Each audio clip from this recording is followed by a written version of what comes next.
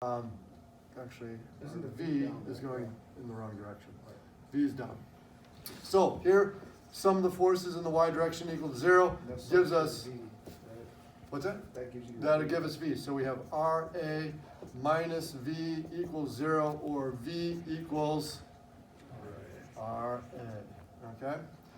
We need to figure out the moment. So the moment, and this is going to be distance x in here. Okay, that's the distance that's we're changing. So this is x from this edge. So now we can do some of the moments about point O right there. Right, which is RA times that. Okay, so if we call counterclockwise positive, we have our moment M minus R A times x equals 0, or moment is equal to R A times x. Okay. All right, It's so the either distance. 0 or 4, right? It's the distance. X goes from 0 to 12 feet, right? But we are only looking at it in this range. So this holds true for 0 less than x less than Oh, L over 4. oh, that's what that says? L over 4? L over 4. Okay, so we can do this same thing in this next section. So if we cut it here, we would end up with, Before anything, that, the other side doesn't matter anymore, because the other side, of course, the shear is gonna go down and the moment's going the other direction, but does that side matter? which one? The other side of it? The other side? Everything Nope, to we the already have left it. of the cut is important. Oh, just everything to the left. Well, you're only doing one section We at a only time. do, yeah, you do one section at a time. So basically this cut, we don't need to worry about the other side because it's Okay. coming up with V's and M's. If we did the other side, Right. it would turn out to be exactly the same. We would get exactly the same answer. Alright. Except it would be way more complicated to do. Right. This one is way easier. Right. Okay, so we can do the second cut here too. So if we did, in this second cut, this is going to be for L over 4 less than X less than L over 2. That's going to be this region in here. So now this is the section RB. Then we have RA. Did I get my B's mixed up there? No, I threw that, didn't I? Okay, so then we've got our force here, and we've got our shear, and we have our moment. We can go through here again and do the exact same thing. Sum of the forces in the y, some of the moments about point O here. So we'll see that we get V is going to be equal to RA minus F here. Correct, which we have the numbers for. Okay, and then our moment, if we did all this, is going to be equal to RA, and then again, this is distance x. So RA x minus F times this distance, which is, We can call it. this is L over 2, or I'm sorry, L over 4 here. Okay, so basically this is x minus L over 4. Okay, so we've got, those are our, so we can do this and then we can do it in this section also. Okay, now some of you have done it this way, and this is probably the most reliable way if you don't know, if you get some weird loading condition or something, going through these steps and breaking it down.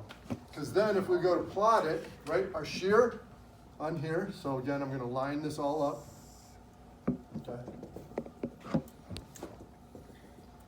So our shear at 0, at point 0, it's going to be V is going to be equal to RA. So we're going to come up, we're going to go to RA, and when we go over to L over 4, it's a flat line, it's a straight line, because our equation says that it's equal, right? And if we looked at our moment down here,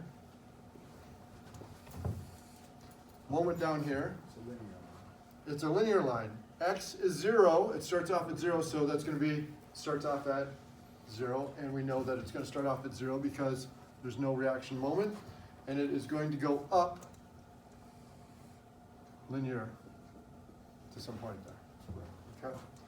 We can tell that by here.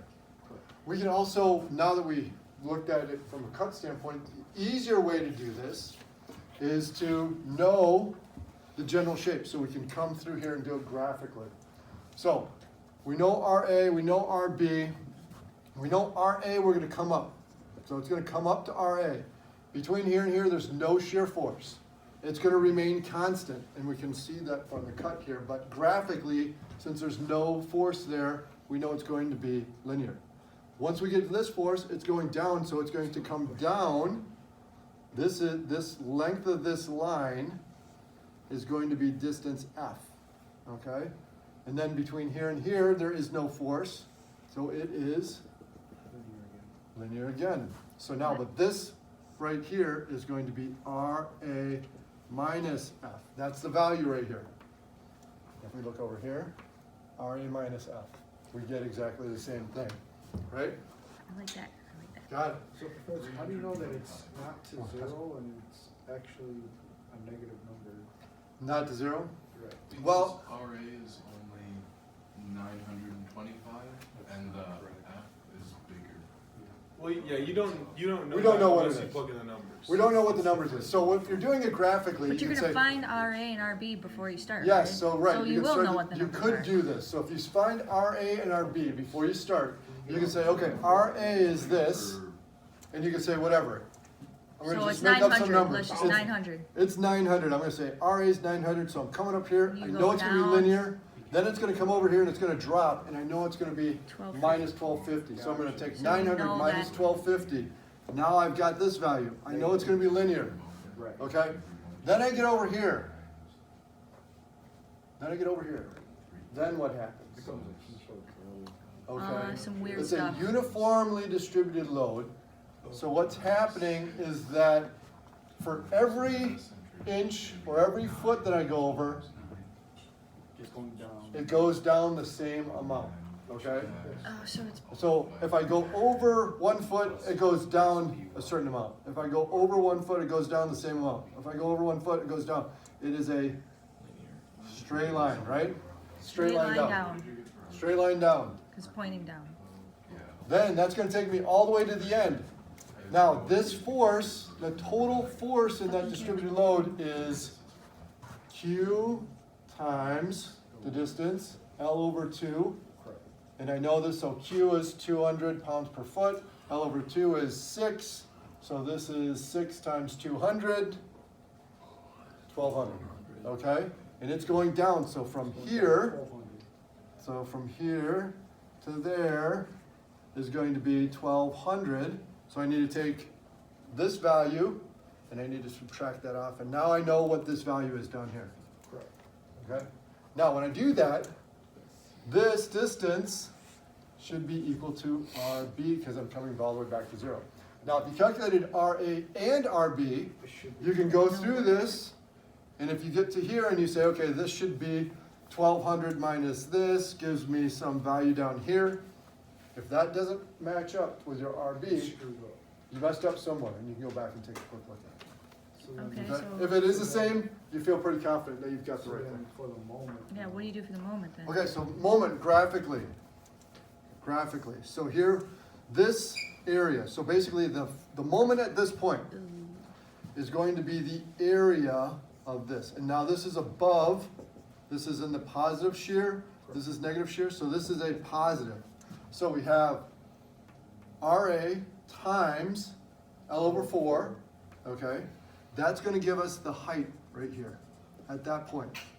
If you know RA, and you know basically 3, right? And you can get that. So you can calculate that, you can come up with a number right there. Now, over here, That's. this is linear. Now again, because this is straight, this is flat here, it's a linear line. This is in the negative region, and we're gonna take a look at this area here. So at this point, we know that it's a negative, so the line isn't going up because it's positive, it's in the negative area, so it's coming down in a linear fashion. Okay, so like this. So now we calculate this area, and we subtract that off of this value right here. Okay, so this area, this is that area right there. So it doesn't hit 0. It Well, So it that could. number on the right is, I mean, Oh, it shit. could- it Right could here? theoretically Yeah. be zero if It's- those It two were could. equal. that Or if they area were equal. minus that area. This area minus that area. Is that Yes, point. Is that point, Okay. yes, yep. So basically, the moment here is the sum of all the areas with the positive, negative moments, areas up to here. I feel like that's trickier doing it graphically, to Well, me. it's, Area? it's actually relatively easy. This is pretty easy. Now, this is where it gets a little bit tougher, right? We've got this area here. That's gonna be Ooh, coming that's down. a like stupid that. area. Okay, so this area is going, it's in the negative direction, right? Yeah. So we need to look at this area here. Down. Cut it. Okay, that area comes Yeah, all the what way do to you the do? end. But the thing that we need to know here is that at the very end, what's the moment? Zero. Zero. 0. So we know it's coming back to here. And we know that it's all negative. So it's only going to go down. It's going to go from here to there. Okay? It's not going to go below or do any other weird shape or anything. It's just going to go from here to there. Now I know this is drawn a little weird, so I'm going to change this up just a little bit. Just move this r-axis down just so that we can show this shape a little bit, because this is important. This distance is smaller than this distance. So if I move over Oh, that's right. one unit, okay, I take the area here, or if I take the area of 1 unit width here, this is smaller than that area.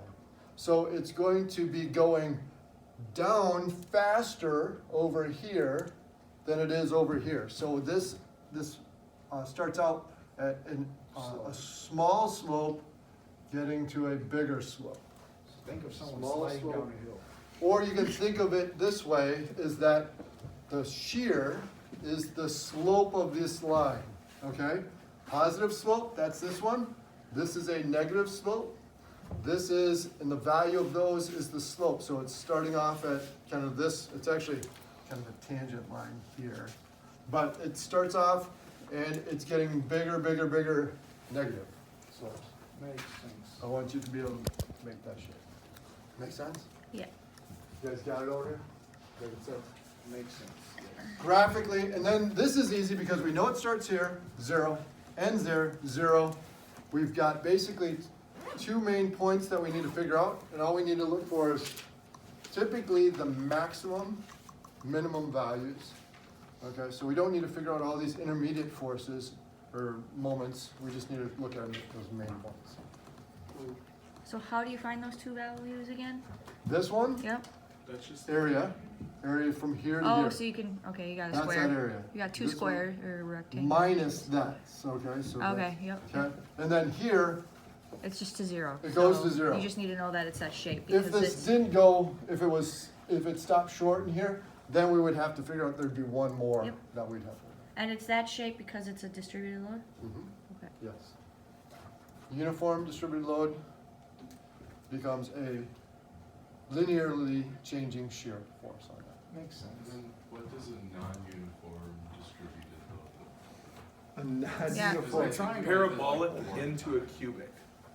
Yeah, so it gets, so if you have a distributed load that looks like this, okay, a linear one, right? So linear, our shear is going to be parabolic like this. Well, actually, we're gonna have a force at this end, so it's gonna be not all the way down. It's gonna come up because we have a reaction, reaction on this end is bigger than the reaction on that end, but it's gonna be parabolic down, and then it's gonna stop like that.